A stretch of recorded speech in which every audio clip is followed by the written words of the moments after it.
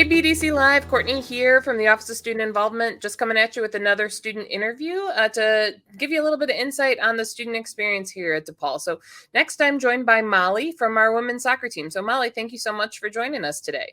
Thank you for having me. Yeah.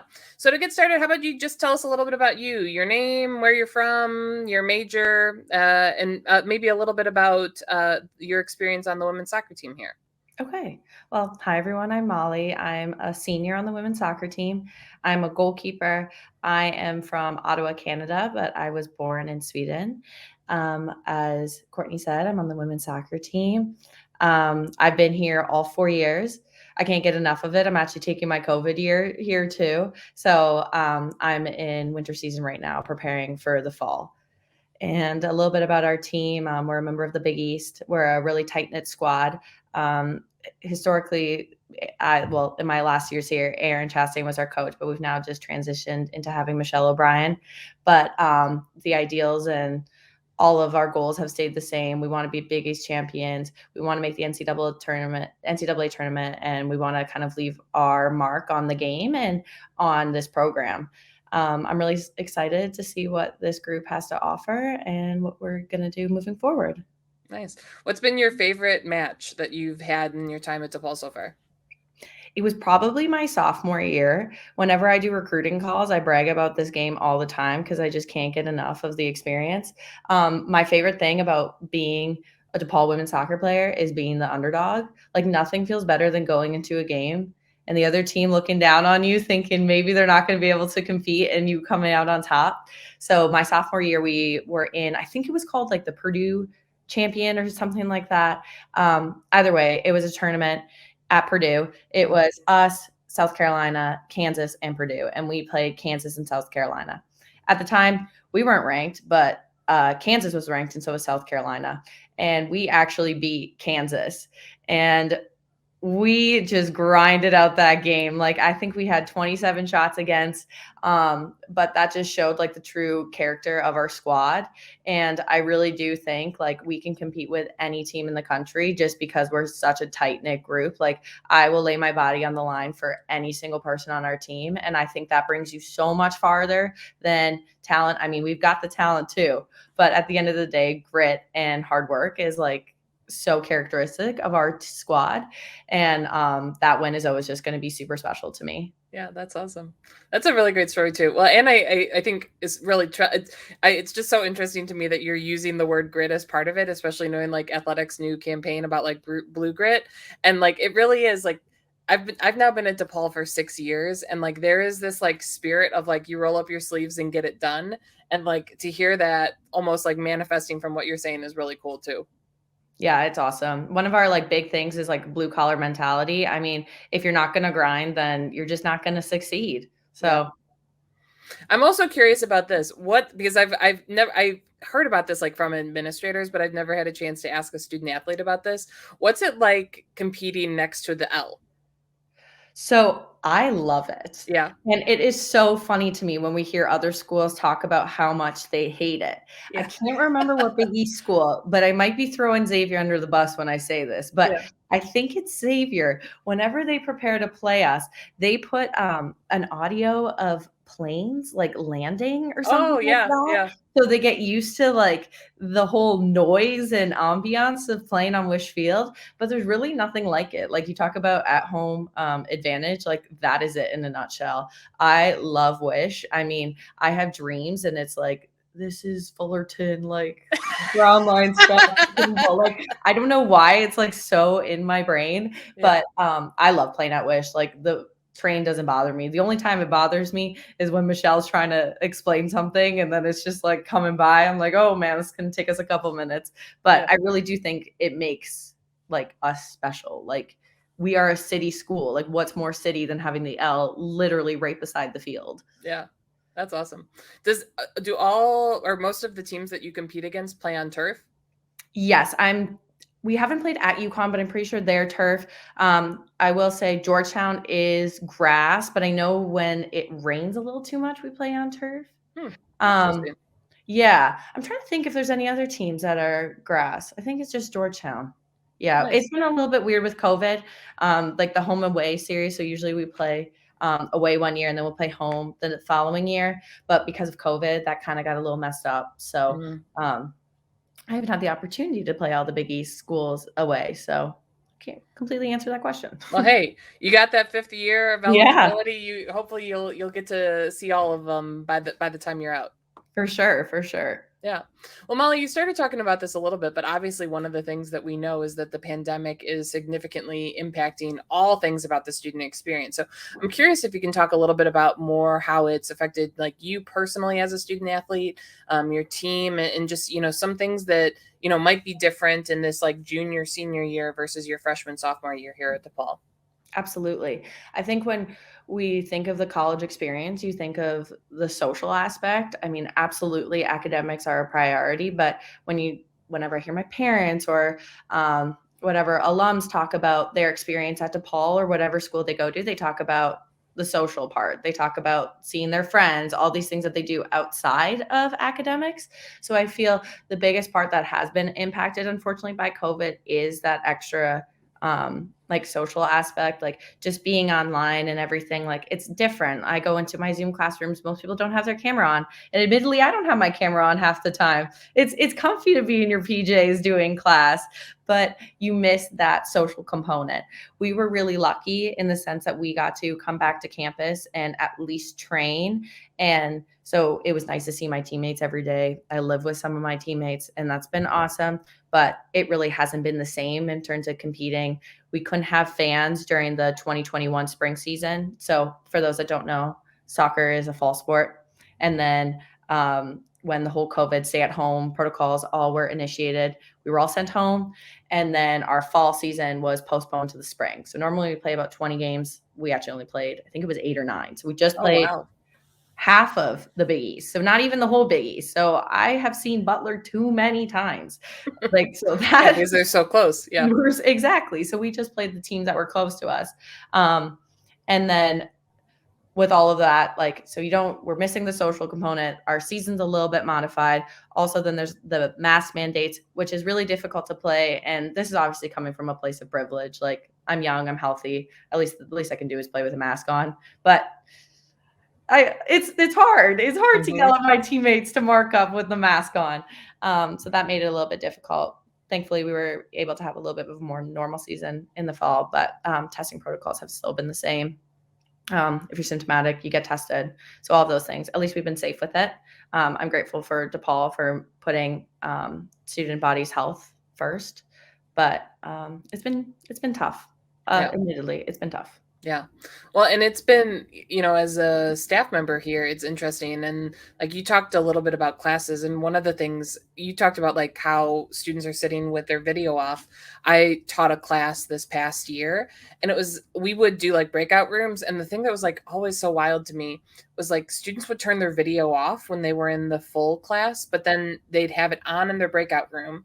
And then like when they would come back from the breakout room into the large group, it was like they couldn't turn it off fast enough. And I finally like asked them about it once, and they're like, oh, well, it's just this like new norm that we don't want to distract from the professor talking in Zoom. And I'm like, that's just so wild. Yes, I feel like probably the professors are looking for their students' reactions to some things. Like they tell a joke and there's no reaction whatsoever. Yeah. Well, and it's interesting. You also talk about the mask because I used to live on Fullerton, right across from like the train station, and I would walk past and like exactly what you're saying. Like I'd see you all on the field, like with your masks on, or like trying to shout so far and like have to pull it down as you're, nobody's around you and the nearest person's 20 feet away and you're trying to shout to somebody. But it was interesting to like watch some, and granted, I just would watch practices as I was walking past, but to see the evolution of sport as we've gone through this pandemic has been really interesting as well. For sure. Yeah. Well, Molly, it's been, great talking with you. Curious if you can share with our viewers who are tuning into BDC Live how they can stay connected with DePaul women's soccer if they want to find out more. Oh, yeah. Well, we have our Instagram and Twitter. I'm pretty sure our handle is DePaul WSOC. Also, you can find links to these accounts through DePaul Athletics. I didn't mention this earlier, but I'm a member of Captain's Council. So we also have a Twitter. I think it's DePaul Captain's Council and Instagram. Keeps up with live updates of all of our sports. We're big supporters here at DePaul of all of our sports on and off campus. So yeah, just you can find us there. You can find my action shots there if that's where you want to look. Hey, that's great. Well, any final thoughts to share with our viewers as we wrap up our time together? Just we appreciate everyone's support. Thank you for supporting DePaul. Thank you for supporting DePaul athletics, and go Blue Demons. And I guess with the new campaign, Blue Demon Grit, that's where it's got to be. Yeah. Awesome. Well, thanks, Molly. Thanks so much for taking the time to chat with me today. And to our viewers, keep tuning in. There's lots more content throughout the day for BDC Live. But until next time, we hope you all stay well. Bye-bye, everybody. Thank you. Hello, BDC Live. Courtney here from the Office of Student Involvement, coming at you with another student stories and student perspective. So next up, joining me is Patrick. So Patrick, thank you so much for being here today. We appreciate it. Thank you for having me. Yeah, so as we, as our viewers probably know, as we start off with all of them, we have our students first tell us a little bit about them. So tell us who you are, what you're studying, what your major is, what you're involved in on campus. All right. So my name is Patrick. I am I'm in the counseling program here at DePaul. I'm in my second year of in counseling, but I'm on the college counseling and student affairs track, so that's going to be my specialty. What else at DePaul? I haven't been involved too much. I've definitely checked out a choir lesson here at DePaul. They were for like the campus ministry. They had a choir session one time on a Wednesday, so I partook in that. That was pretty cool. Nice. Definitely felt like a sense of community in there. It wasn't really a commitment. You just was able to show up and kind of join in. So that was pretty cool. Other than that, I'm trying to get more involved. I'm still working on it. Yeah, that's great. Well, and I think that, so you're a second year grad student. So was your first year completely online? It was. Yeah. So I can imagine the struggles that you just had there, Patrick, even just saying like, oh, here's what I'm doing. That is 1000% what I'm seeing with a lot of students on campus. There's this desire to get connected and get engaged. And I imagine particularly for you as somebody who wants to go into student affairs, like there is this extreme desire to get connected. And I think everybody is still just reacclimating to being back on campus. And like, our orgs, what I've noticed, our orgs are just taking a little bit longer to get going. Like, our groups are just taking a little bit longer to figure out like how do we navigate this in-person and remote environment. I don't know if you feel like you're experiencing anything like that right now. Yeah, a little bit. I also think as part of it, I would like to say is kind of just, I don't know, I take a little bit of like responsibility and say a little bit is me on my part, because I do see a lot. Like I get emails every day about different events on campus. I check out D Hub, so I know that there are events. Like they still have events. I just need to be more. I could be a little bit more intentional when going and actually going in person. There was an event yesterday that I thought I was gonna go to, like a little movie night where they dress up with pajamas and stuff, but I just didn't go. But I do hear you. Yeah. Oh, great. Well, today we're talking about one of DePaul's newest departments, newest offices here, academic continuity and engagement. So, Patrick, how about you tell us a little bit about what ACE is? All right. So ACE, pretty much, from my understanding, we work with different students. I work with success or like sophomore students and help them kind of connect to resources, what maybe if they need some academic support, help them find whatever like support they need. Maybe I'm just there to be like an accountability buddy, listen to their students, whatever they got going on, help them kind of navigate where they're at in life. I kind of meet them where they're at and see if I can offer any, whether just being an open ear to listen to them, whether I could like point something out that they're not seeing, like, oh yeah, maybe you could use, maybe speaking to a financial aid counselor might help you. With other people in the department, I know I work with transfer peer mentors, and they specifically work with transfer students who came from whether international students, whether they came from across the country. Um, they specifically work with them. Um, we have a couple different, components of this department. That's pretty much what I know. Yeah. Well, and I think what you're talking about, and part of the reason why ACE came to fruition this year, is because it's part of this like success network for our students, right? So, a lot of our viewers, particularly our DePaul alums, probably know, when you come to DePaul, you get assigned an academic advisor. And there are people there are staff professionals in DePaul Central, that help with billing. And there's staff professionals here and staff professionals there and faculty and all these other folks. And ACE, part of the beauty of this program right now is, just like Patrick is describing, it is this peer-to-peer experience that now students are flushing out their support network a little bit more with someone who is a little bit more relatable, right? Like, people don't always want to necessarily, and students don't always necessarily want to come in and talk face to face with somebody who they may feel doesn't understand them or understand their challenges. So part of the beauty of ACE and part of why it was designed is for that peer-to-peer opportunity. So like Patrick, just like you talked about, like sophomores, transfer students, international students, like this experience is being carefully curated so that students are expanding on their network and persisting, and they're being retained at DePaul, and they're going through college. So I think, what Patrick's talking about here and what you're talking about, Patrick, it's a really cool opportunity to connect one-on-one with a student in a very different way than what we've traditionally done here at DePaul.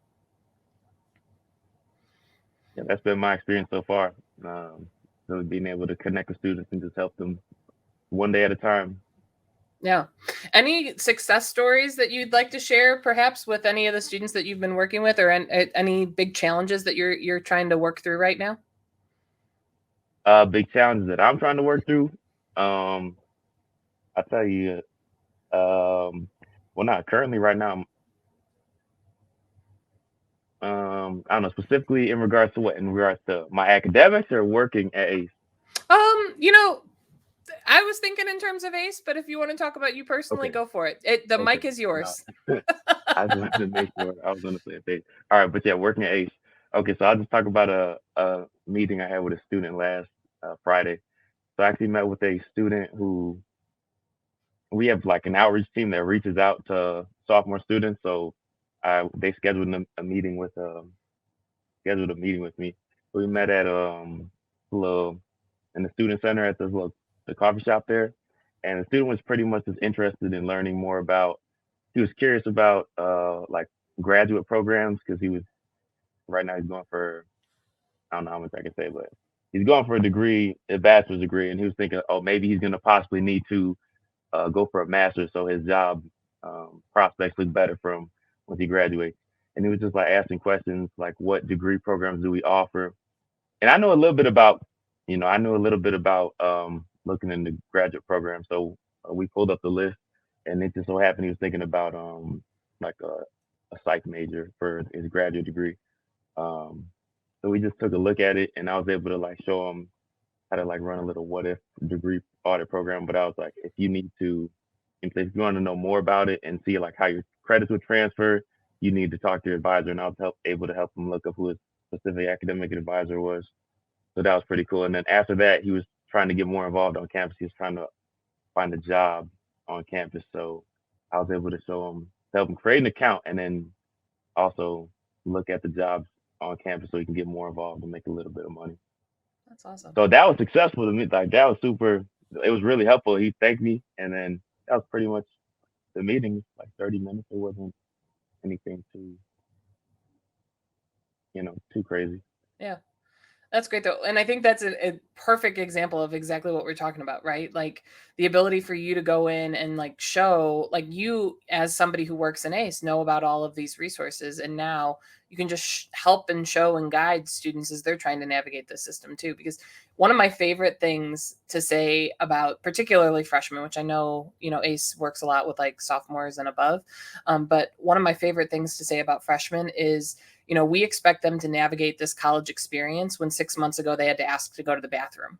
And like, that's the truth, right? Like, especially when you come out of high school, like you're used to family members or parents or teachers helping you with so many things. And then you come to a big university. I mean, we're still a major university in a major city. So now the ability for students to have a peer to help them navigate, it's, I think it's really valuable. Well, Patrick, this has been great. I appreciate you taking some time to chat with us today. How can people follow along and stay connected with what's going on in ACE? They can, if they have Instagram, they can go online and follow our Instagram account at DePaul Ace. Hit the follow button. Perfect. Any last thoughts? Anything you'd like for our viewers for BDC Live to know today as we're wrapping up our time together? Final thoughts.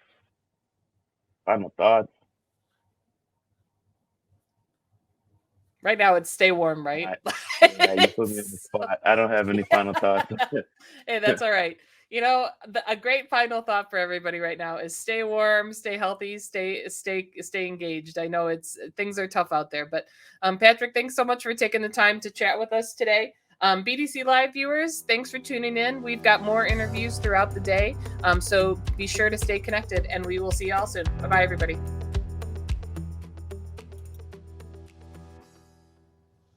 Hey everybody, Courtney here from the Office of Student Involvement, continuing our stories with students throughout the day and BDC Live. So next up, we've got Kellen Brown from Sigma Chi. So Kellen, thanks so much for joining us. Yeah, of course. Thanks for having me. Yeah. So Kellen, how about you tell our viewers a little bit about you, a little bit about Sigma Chi and what you all are up to on campus this quarter? Yeah, so I'm Kellen Brown. I'm a junior. I'm a political science major. And at DePaul, I'm involved in Army ROTC, Sigma Chi, and the DePaul Student Government Association, or SGA. Sigma Chi is the fraternity that I'm in on campus. It's where I've met almost all my friends at DePaul. We're based on the pursuit of friendship, justice, and learning. Those are kind of our big aims, and a bunch of other founding values as well. And we do all kinds of social brotherhood and philanthropic events throughout the year. And it really makes student life so much more fun. It really gives satisfaction of knowing that you're part of something important on campus, especially when we donate a lot of money each year to Chicago Public Schools is what we donate to. That's awesome. I didn't know. So obviously, I knew you were involved in SGA since I'm the advisor to it. We get to spend our Thursday nights together in meetings. Yeah. But I didn't know you were in ROTC. I am. Yep. I have been since my freshman year. Nice. What does that part of your experience look like? So it's basically, it's also through Loyola. So DePaul and Loyola are combined. And basically we work out every morning for an hour. We spend a few afternoons a week just kind of learning and doing training events and stuff like that. But it's something that I always kind of wanted to do for a career path. And then it also makes college a lot more affordable. Nice. So, well, it for me, and you're in my relationship, all of this is giving me a lot more context because you're structured, you're on top of your game. And thank you. All of these things are nicely coming together for me right now.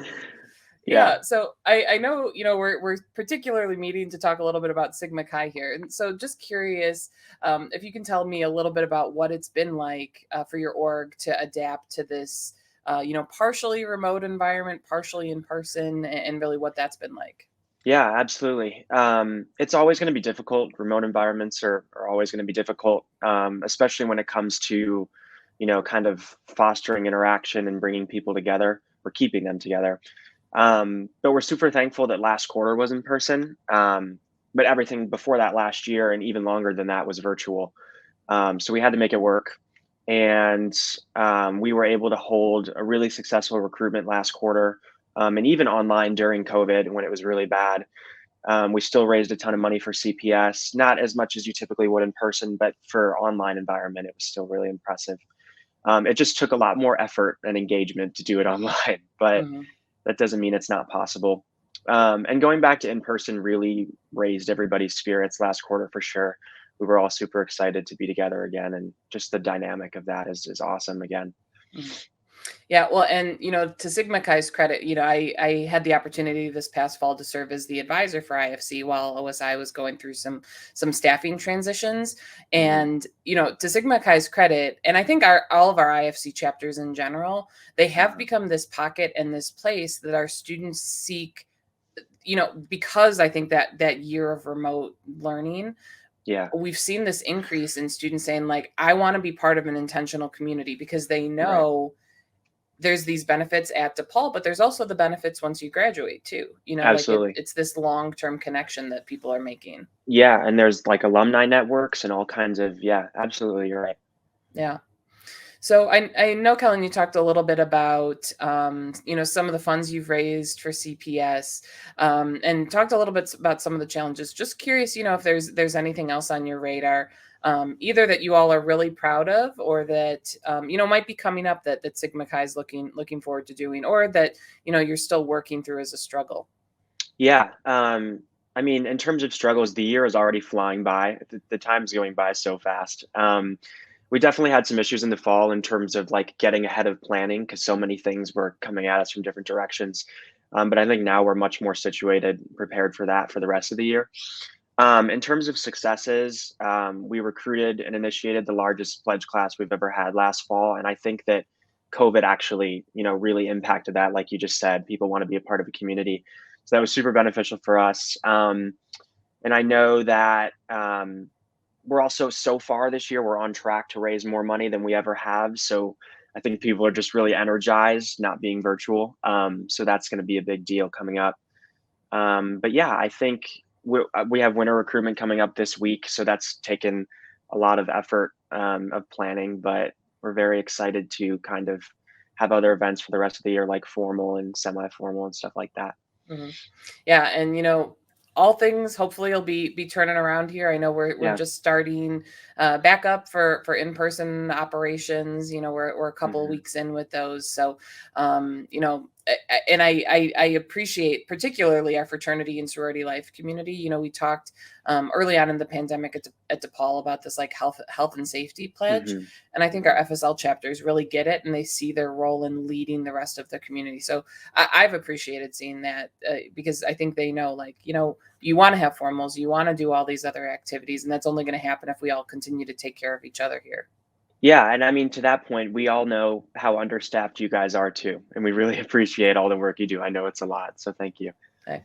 Happy to help. Honestly, I love doing these interviews because it's like we get so much in like our day to day and like the day to day grind, realize, right? Yeah, and it's like, I don't know, like you lose sight of the bigger picture. And actually, I was talking with one of my colleagues who typically works in financial services at the university, and he has a meeting actually with some students from SGA. And he was telling me, he's like, I know you do these all the time. And he's like, I've been at the university for years and I've never had a meeting with students. And like, honestly, it's just so ingrained, and like, you don't realize, right? Yeah. But so I don't think about it in my work anymore. But then like I hear like even this, like hearing from you about like everything Sigma Chi is doing and like about your involvement in ROTC, like honestly, it fills my cup too. Like but this interview isn't about me. No, but I'm glad. Okay, of course. Yeah. Well, great. Well, Kellen, how can people stay in touch with Sigma Chi if they want to learn about what you all have going on or what's upcoming? So all of our upcoming events and schedules and everything are on the Instagram account, Sigma Chi DePaul, right there. Yeah. And then if you want to learn more about Sigma Chi in general as a whole, if you just go to sigmachi.org, they have a breakdown of everything, all the values and stuff on there. But yeah, that's where you can find most of it, or just reach out to us. The contact info is in the Instagram bio as well. Awesome. Great. So as we, wrap up our time together, any final thoughts, things you want our viewers to know as we hit the tail end of our interview? I'm going to take this chance since recruitment is coming up. I never expected to join a fraternity when I was in high school, or even to get involved with FSL at all. I was one of those people that's always like, no, that's not me. I even told friends I wouldn't, but it's definitely one of the best decisions I ever made. All of my closest friends are in Sigma Chi, all my roommates over the past 2 years. And it really does add another dimension to your college experience and gives you more options. But even aside from that, just get involved. Like, it's crazy to be involved with so many different things, and it makes your life really busy, but it also makes things a lot more interesting. So, and there's so many things at DePaul to choose from. That's great. Well, and for our viewers who may be watching BDC Live today, we obviously, getting involved is easy as an undergrad, but if you're an alum, if you're a community member, like we have opportunities for you to get involved too. Particularly, a lot of our FSL chapters have alumni advisors, or like if you have a business in the Chicago area, we can connect you through our career center. We can do presentations, workshops. We are constantly looking for those opportunities. So there's so many opportunities for connection. Exactly. Yep. Completely. Great. Well, Kellen, thanks again for joining me today. I really appreciate it. To our viewers, keep tuning in to BDC Live today. We've got lots more content, lots more student interviews. But until next time, we hope you stay well. Bye-bye, everybody. Thanks so much, Courtney.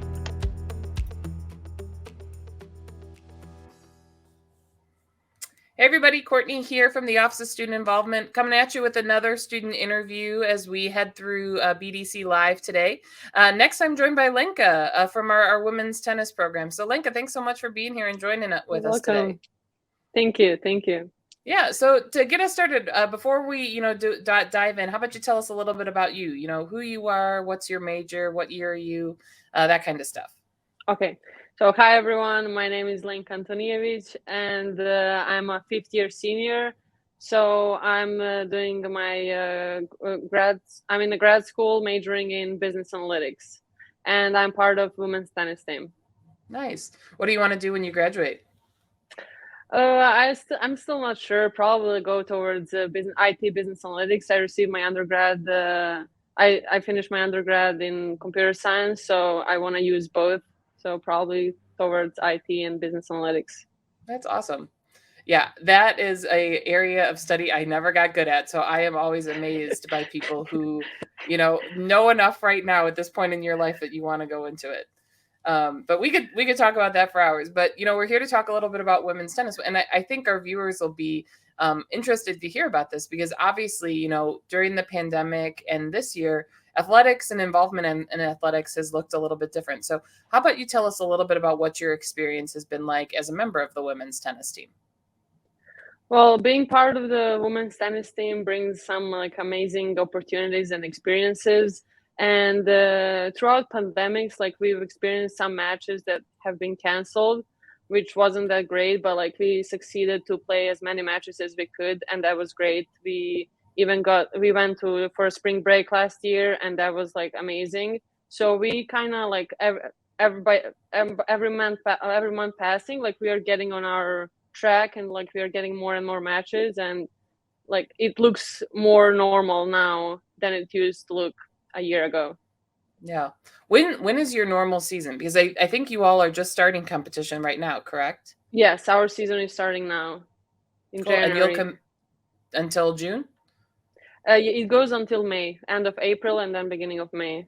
Nice. And then in the fall, we have individual season where we also compete, but it's more individually. Now our season starts now. Oh, that's awesome. Now, from what I've heard, I have an opportunity to see the grades listings of all of the student athletes, and if memory serves me correct, I think the women's tennis team does pretty well in the classroom too, right? Yeah, we ended up first, so that was great. Yeah. We always like to do well on both fields, in the classroom and on the court. Yeah. Well, and I'm pretty good friends with our my colleagues who are in athletic academic advising. So it's always great to see our student athletes in particular succeeding, not only on the on the court, on the field, wherever they're competing, but also in the classroom. So congrats and kudos to you and your teammates. Thank you. So, I'm sure some of our viewers here would be curious to hear a little bit about some of the struggles you all may be facing either this year, either due to the pandemic or just generally as a student athlete. And then, any other successes you all may have had along the way here.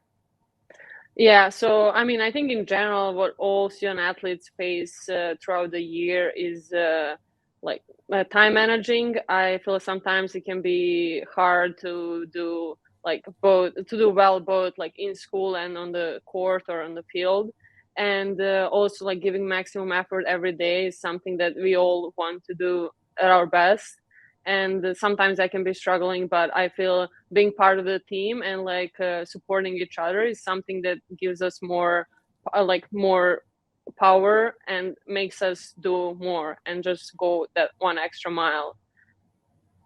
That's great. Well, and I think that's especially imperative, and I imagine time management is at the forefront of your mind right now, especially as you're going into this season with travel and all of the different competitions that you have upcoming. Yeah, but like I feel like it's the struggle is at the beginning of the quarter to get used to like everything, and then once after like first or second week, like you're used to it, and then it becomes it's normal. It's not that hard. Nice. Well, Lenka, it's been great chatting with you here today. How can our viewers stay connected with the women's tennis team and learn a little bit more about what's going on and upcoming? So we have our Instagram page and also our Twitter page, DPUW Tennis. We post our daily practices, where we travel, our scores, and our matches are upcoming. So that's where you can check our Instagram and Twitter, and also you can check the match schedule on our DePaul Blue Demons website, and that's how you can stay connected. Perfect. Great. Well, Lenka, thank you again so much for taking the time to join us today as we round out our interview. Any final words, any parting thoughts that you want to share with our BDC Live viewers today?